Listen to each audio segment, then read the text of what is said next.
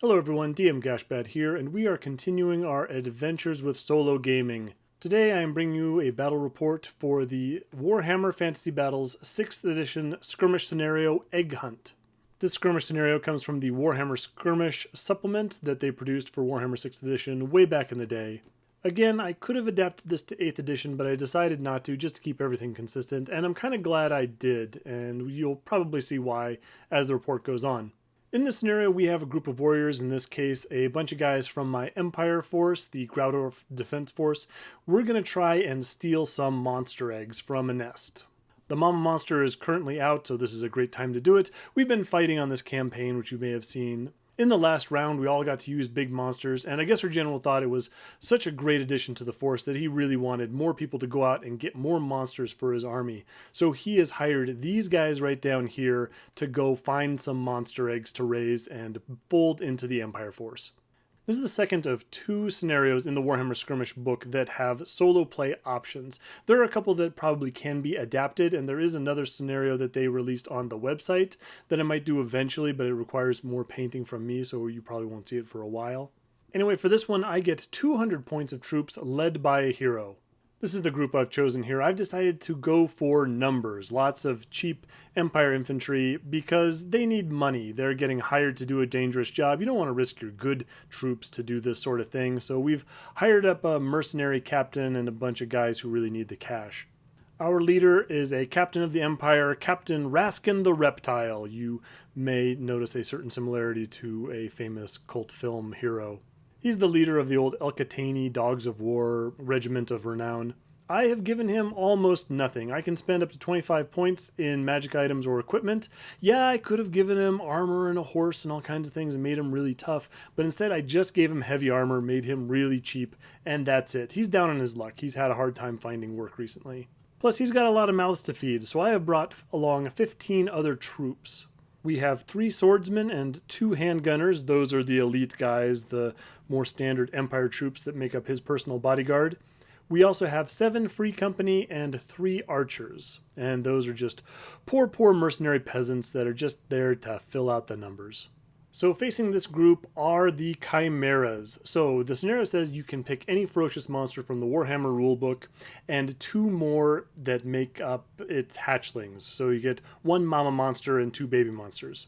I went with chimeras primarily because you can field these in normal Warhammer Fantasy armies unmounted, so I don't have to worry about magnetizing a rider or making another model or anything like that. I can just paint these guys up for this particular scenario, and then I can just use them in a Chaos Warrior army at some time in the future. So in the middle we have the Mama Monster. I'm going to talk about that in a second. Over on the right we have an old GW Chimera model that they produced. This is probably my favorite Chimera model that they made. It's very old, it's not very big by today's standards, so I think it works as a hatchling. It came with a random assortment of left and right heads. The main body is all one piece, so you always got that weird beast lion head in the middle, but then you just get like a random selection of them to go on either side. In this case, I got a rat for the right head and a ram for the left head. I did lose the wings for this model at some point. You know, I got a lot of models. They sit around for a long time before I finally dig them out and paint them. And either I bought this one without wings or I lost them at some point. So I actually replaced them with some weird set of demon wings from another model I don't even recognize. The benefits of shopping at swap meets. Over on the left, we have an old Grenadier Chimera. This came with a box of fantasy monsters that may have been one of the first boxes of models that I ever bought. It's been sitting around forever. So I thought the size was about perfect. It doesn't have wings, but you know, they're young, they're mutants, they're creatures of chaos. It should be fine. I didn't even bother putting it on a GW base because it's just going to sit in the nest and I'm never going to use it in a regular Warhammer army. But I am kind of pleased that I finally painted this thing up. It had a nice thick layer of dust on it. I did have to give it new horns. I had used the horns from the goat head on the back on a Skaven model a long time ago, and I had to replace those, go into a box of plastic goblins and clip off some horns from one of their standard tops to put on that. But both those models painted up really quickly. The one in the middle did not. It took me a really long time, and so I'm going to talk about that right now, because if I spent this amount of time painting this model, you can at least put up with me talking about it for short amount of time. The actual GW Chimera model that they make, the big plastic kit, I actually think is really, really ugly. I don't care for it at all. It's the one that also makes a manticore and stuff like that. Anyway, it's also expensive, and I didn't have one. Long ago, I had set aside a couple of model pieces to make a chimera out of, and when I went to put them together, I found out I was missing a bunch of stuff, and it didn't quite work, so I had to go and scrounge. So what I ended up using was a Dracoth from the Age of Sigmar starter set. I've barely used any of those models, but I figured the body was about right. It was all lizardy and stuff, and it was plastic, which means I could cut it up and convert it. So that was the formation of this model. So I used that for the body and the monster's right head. That lizard head is from the Dracoth, but I had to chop it off and stick it over on the right-hand side. The center head, of course, comes from one of those hell cannons of corn. I had those pieces sitting around for a long time, specifically so that I can make a chimera out of it. So I just popped that on the front. And the other head comes from one of those phoenixes, Flamespire Phoenix from the High Elf line. Again, I bought that bit specifically so I can make a chimera of it. Now, those heads are both really large. They're much larger than the Dracoth head, but these are creatures of chaos. They're all warped and mutated, and if their heads are a little big, I think that's okay. I kind of probably would have preferred if that Flamespire Phoenix head was a little bit smaller. It does look a little bit unwieldy on the side there, but I think it's okay. The reason I went with the Hell Cannon head is because I have this idea for a Warriors of Chaos Tzeentch army called the Clockwork of Chaos, where Tzeentch has tasked these particular warriors with making this giant machine, a big clock-like chronometer or something like that, that they're not sure what it does. Tzeentch just told them to build it, and so they're going around finding pieces and parts and slave labor to go and make this great machine for Tzeentch. And so I wanted the army to be largely part clockwork, part mechanical, that kind of thing. And so when I have this chimera, I thought, wouldn't it be cool to have kind of a clockwork style chimera, sort of like the Jabberwock from American McGee's Alice video game. You ever see that? At the very end, there's this Jabberwock that is kind of like partially mechanical. So I thought the Hell Cannon head fit in really well with that being largely mechanical. And also the armor plating from the Dracoth worked okay. And of course, the Dracoth model had this rider. It had this saddle and this rider stuck on top. And when you remove those, there's just this great big gap in the middle. And so what I did there was I went and stuck in a bunch of gears that I bought from a craft store for those steampunk costume kits. You can just buy packets of gears, and so I bought those a long time ago, and I just sort of stuck those in there. I also took apart an old Warhammer 40k mole mortar. I know some people might be a little upset that I took apart such an old model and just kind of tucked it inside of this, but they don't even have rules for mole mortars anymore, I don't think, so I wasn't feeling the loss in that case. Also, you see that weird armored plate thing on his back, like by the back of his neck? That originally went on the front of the Dracoth, but of course I wasn't going to use that because I stuck the big Hell Cannon head on there instead, but he fit really well on the back, and then I just covered it up with some like green stuff fur, and I used some old metal cockatrice wings. I attached a piece of wire between two of those metal cockatrice wings and set those on the back there. I also put some gears and stuff in the middle there. I think that tiny little metal bit in the middle is actually a drum from an orc Shuda. Kind of had to be done that way because those metal wings weren't really going to stay on that thing any other way. I couldn't just attach them to the sides of the plastic and had them stay up. And of course I had to file off all the little Sigmar symbols on the armor plates, and I replaced some of them with cogs and gears. And you get more gears and clock pieces for the base, and there you have it. I'm sorry you had to sit through my description of all that, but that was a lot of work. That was kind of a big pain. I'm a really slow painter, and large models make it even slower, but I am very happy with how the thing looks. And if I ever want to start a Warriors Chaos army, I've got 2 chimeras ready to go, so I can immediately lose all my friends by bringing those filthy things to the battlefield. That would be a terrible army to face at small point values. Don't ever do that. Don't bring 2 chimeras in a small army. But here we have the table as dictated by the scenario. So we've got this big 2-level hill in the very center, and we had made this big hill as part of a campaign a long time ago, so I was happy to use that again. The nest, you may have seen my video about making the nest itself. That goes in the very dead center.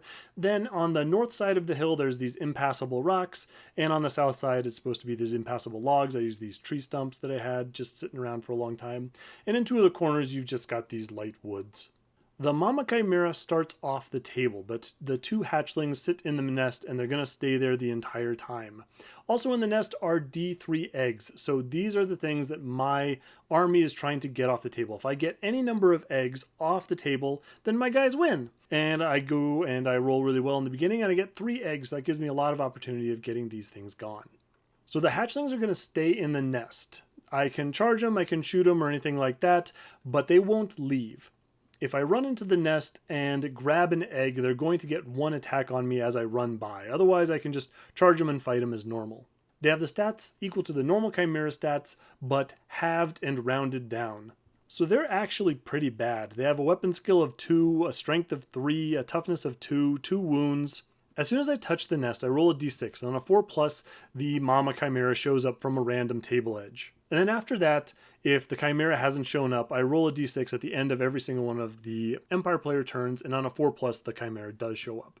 If no one has an egg when Mama Chimera is on the table, it will move d6 inches, which isn't very far, towards the closest enemy model. If it moves into contact with a model, then it's considered to be charging. If someone is carrying an egg, then it will move 2d6 inches towards that model and charge it if possible. And again, 2d6 inches really isn't that far either. So here's the deal with this scenario. I didn't read this before I started painting up all these models and getting ready to play it. I just saw it had solo rules, and I thought, hey great, I can do this, I'm going to start setting this up. And then once I got close to the end of the project, I started reading through the scenario, and I thought, this doesn't sound great. I have a couple of problems with this scenario.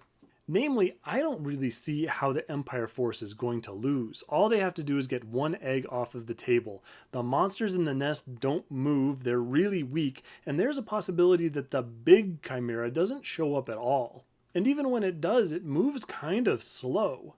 We're going to try it, we're going to see how it goes.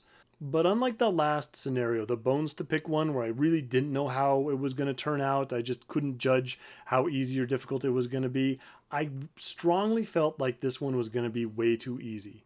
But I painted all these models, I went through all this work, we are moving forward. So to start with, what's supposed to happen is my nest raiders, my Empire force is supposed to start on one of the board edges, and then we go forward from there. But the fact is that nothing really happens when my guys are moving around. The mother Chimera won't move onto the table until I touch the nest, and the hatchling chimeras just sit there. What I technically could do at this stage was just pour firepower into the nest until I've killed off both the hatchlings.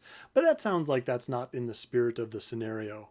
So what I think people should do if they play this scenario themselves is say that if anyone shoots at the nest, then that counts as touching it, and then there's a chance that the big Chimera shows up.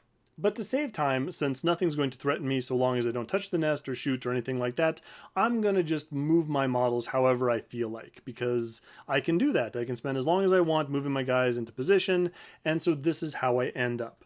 I've got Captain Raskin, the Reptile, moving up there to the nest. He needs to keep his leadership around all those guys, plus he's got a better chance of surviving one of those monster attacks than anyone, along with 5 of the Free Company and 1 of the Swordsmen.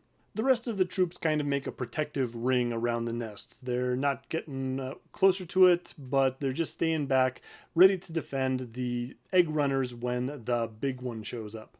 In retrospect, I probably shouldn't have used the Free Company to go and grab the eggs. My idea at the time was that these are the most expendable guys, let's have them run around with eggs. But I think it would have been a better idea for me to use as many swordsmen as possible. In 6th edition, a shield and a hand weapon just adds +1 to your armor save in hand-to-hand combat, so they've got a pretty nice 4+ armor save against the attacks of these hatchlings.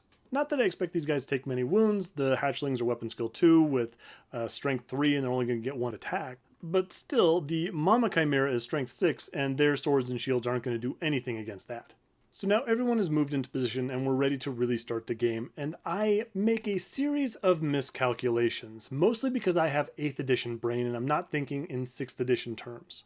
The first thing that I do is forget that these hatchling chimeras have a breath weapon. And in 6th edition, you can use your breath weapon as often as you like. Now, there's no rules for how these hatchlings actually use their breath weapon, or whether they use it at all. But it's reasonable to think in a normal game where one side is controlling the chimeras and one side is controlling the Empire, that as soon as the Empire guys get within range, then the hatchling chimeras are just going to spray fire at them as soon as possible.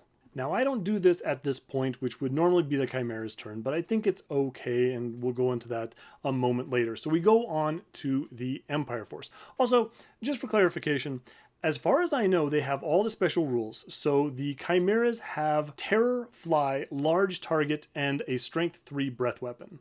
There's nothing that says any of those go away or have to be halved. So for example, as far as I know, the breath weapon isn't Strength 1, it's still Strength 3. By the way, it was a little difficult for me to find 6th edition stats for the Chimeras. They have stats for them in the back of the main rulebook, so the big red rulebook has stats for the Chimera, and if you go into the old Ravening Horde's Army List, which was a series of temporary army lists when 6th edition was first introduced, you can find the special rules for Chimeras in the Chaos Warrior Army List, but that is the last time that they appear. They disappear from the Chaos Warrior Army List when they got their actual army book, so in order to actually get the numbers for these guys, you had to use the stats in the back of the big red book and then the old Hordes of Chaos temporary army lists. But I digress. We move on to the beginning of the Empire turn, and here's where I realize there are a number of changes in 6th edition that I really should have taken into account, the first of which is Terror. In this game, if you start a turn within 6 inches of a terror-causing monster, you have to make a leadership test or run away from it. Now, you only have to take that test once per game, and then from then on you treat any terror-causing monsters as fear-causing. And I have my leader there, and so anyone within 6 inches can use his leadership of 8 for that leadership test. But even so, 3 of my free company go and take off and head for the hills because these hatchlings are way too terrifying. So I'm starting the real turn, and a bunch of my guys are running away. What I could do is just back off at this point. I just move my guys back, I wait for everyone to get their nerves together, we move back in, a bunch of my guys have already taken their terror test, and we'll be fine, we'll have our full strength up. But that'd take a bunch of time and fooling around, and I didn't really want to mess with it. So I've still got 4 guys there. I'm going to go ahead with my plan. So my first free company is the first into the nest. He's expendable. We're going to send him in. He gets an attack from one of the Chimeras, so weapon skill 2, strength 3. It hits, and then it wounds with a crit.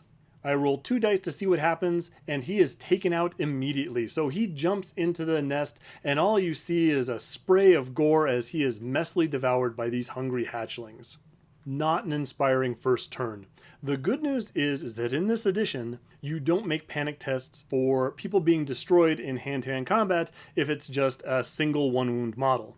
So none of my guys panic because of this, but we're definitely looking nervous. So after that bit of bad news, the rest of my guys jump in and try and grab eggs. So one of my free companies successfully runs in, gets missed by the attack, and runs out with an egg.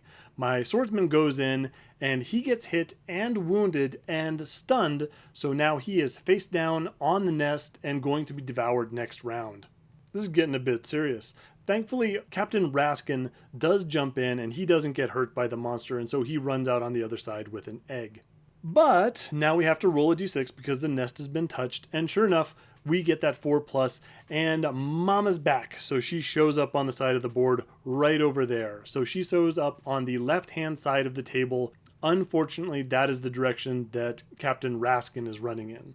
Technically, I should have rolled that d6 as soon as the nest was touched. So when that first guy got devoured in the nest, I should have rolled that. And that would have meant that my guys would have had an idea of which direction they should run in, and maybe Captain Raskin would have chosen to head for the right there. But it doesn't really matter. I'm still feeling really confident. I've got most of my guys. Sure, some of them are running away. One of them is going to get eaten next round. One of them is already providing important nutrition for a baby chimera. But still, all we have to do is get one of these eggs off the table. Sadly, my guys are so shocked by this turn of events that we don't bother shooting at anybody. Now, I definitely could have taken shots at those hatchlings in the nest. That would have been fine. That would have helped me out. Or the chimera that's thundering down on the left-hand side. That would have also been a good idea. But I don't even consider it, and we move on. So, not breathing fire on that first round is kind of okay because it evens out in that I don't fire my handguns or my archers. So it is the Chimera turn, and it rolls 2d6 and moves towards the closest guy with an egg, which in this case is Captain Raskin, and it rolls a 5. So it kind of trundles a little forward. Maybe it hears its babies complaining, but isn't quite sure what's going on just yet. In the shooting phase, the Mama Chimera breathes fire at a couple of those Empire troops in front of it. It doesn't manage to wound with any of the attacks, and so nothing happens there. As for the hatchlings, one of them breathes fire on the retreating Captain Raskin, doesn't cause any damage, and the other one devours my swordsman.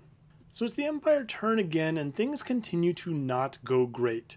I've got a couple guys within 6 inches of the Mama Chimera that haven't taken terror tests, and they immediately go and fail them. Specifically, a swordsman and a handgunner take off, and I really would have liked that handgunner to shoot at that Mama Chimera.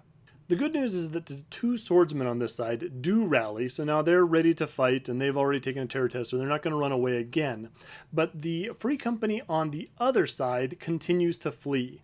At this point, I've actually figured out I might have some problems. I've started with a group of 16 troops, and I have gotten 2 of them eaten, and 3 of them are fleeing. This is where I remember the route rules. If I take 25% casualties, I have to start taking leadership tests to see if my guys just take off. So if I lose 2 more troops, either because they ran off the table or because the Chimera goes and eats them, I'm going to have to start taking leadership 8 tests, and if I fail one of them, I lose. So, this might be a little trickier than I thought.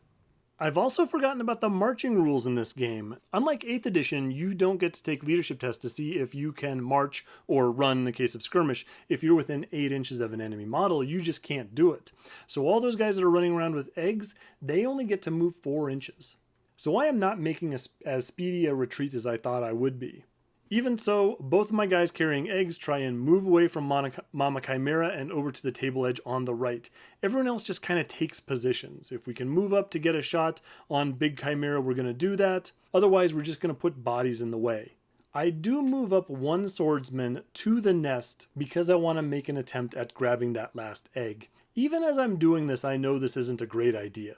Moving him up like this means that I can have fire breathed on me. It means I'm going to have to take a terror test. And even if I grab the egg, it's not really going to help me achieve victory. All I need to do is get 1 egg off. I don't need 3 eggs off. And running in to grab it gives my opponent, these chimeras, a free hit on me. And any casualty I take at this point is getting me closer to that 25% break check territory.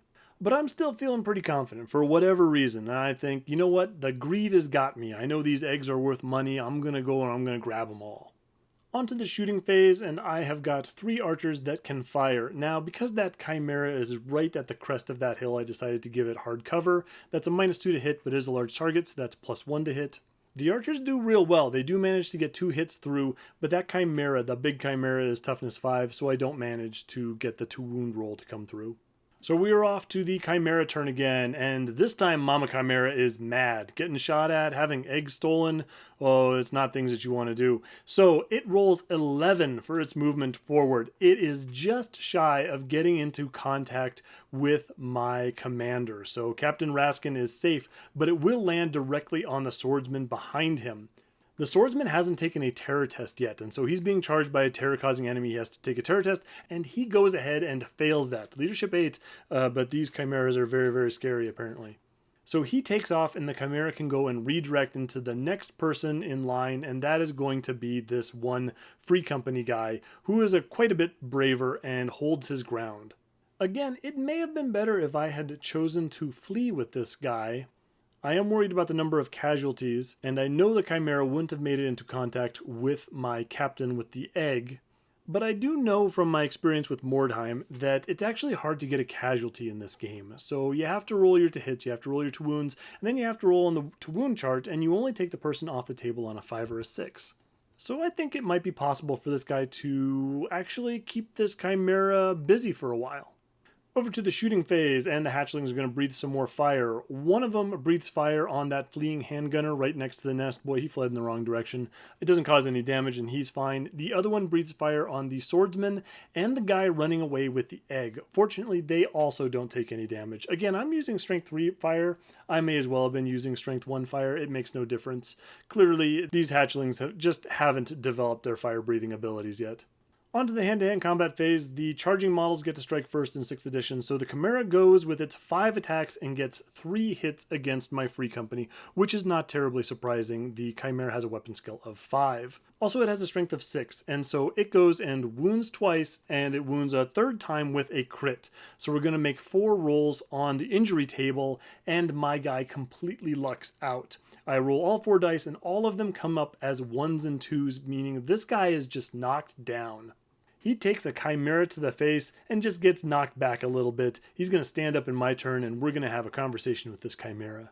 So seeing that this partially mechanical monstrosity couldn't finish off one lone farmer, and full of unearned self-confidence, I send my troops into the fray. 3 of my nearby free company charge into battle. One of them needs to make a terror test, which he passes. The other 2 need to make fear test, and they all pass. So yeah, we're feeling really good.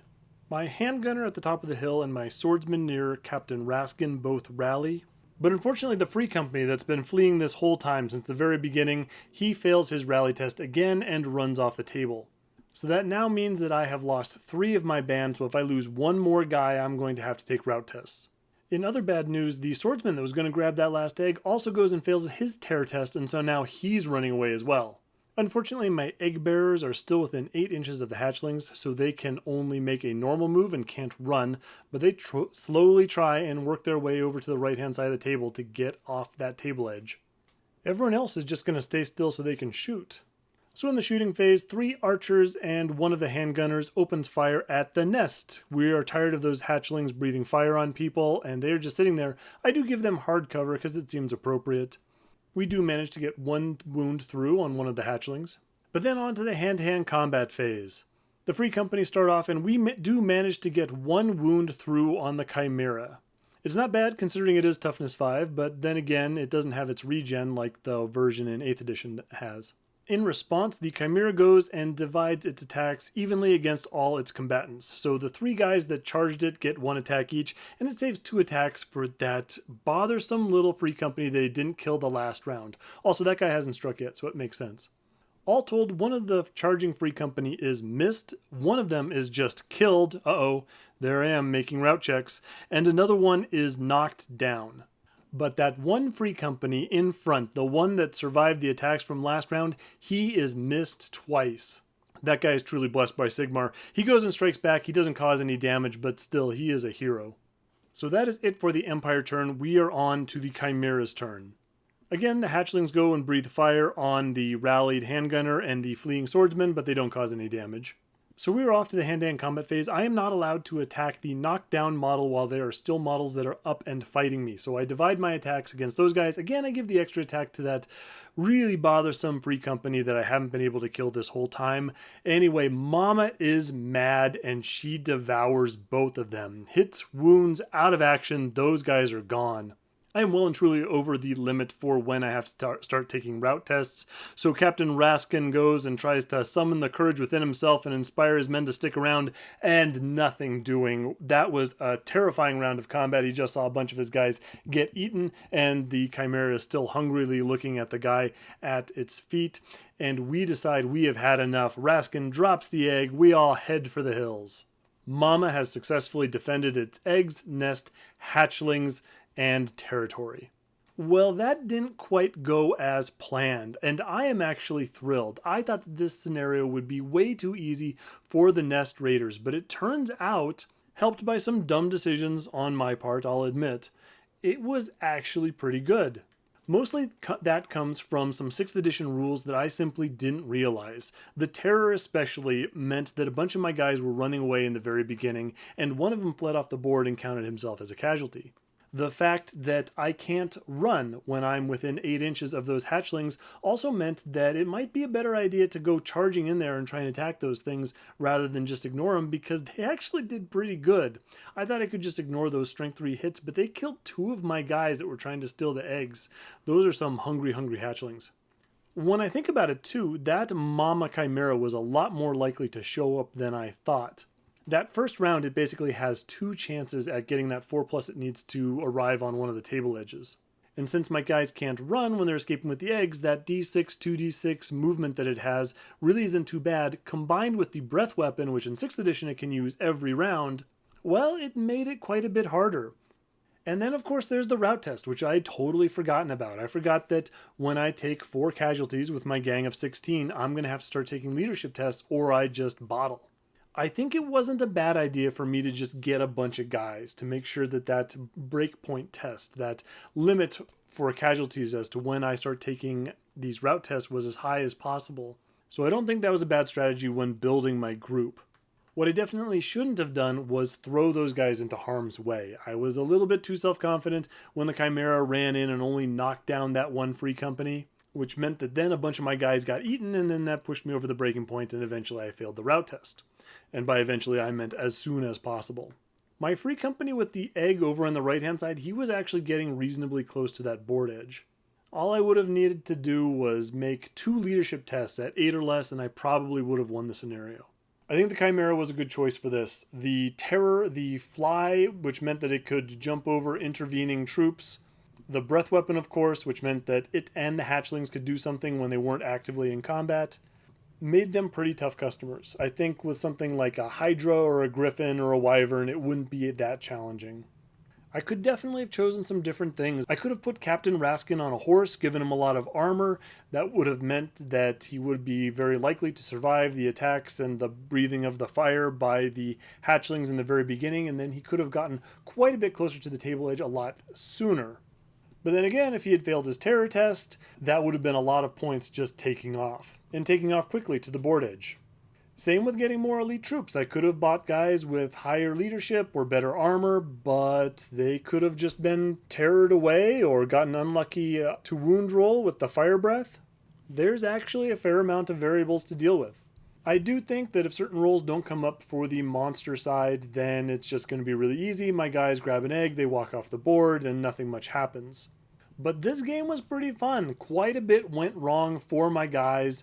Raskin the Reptile did not succeed. My troops are not going to be reinforced by any new chimeras, which is probably just as well.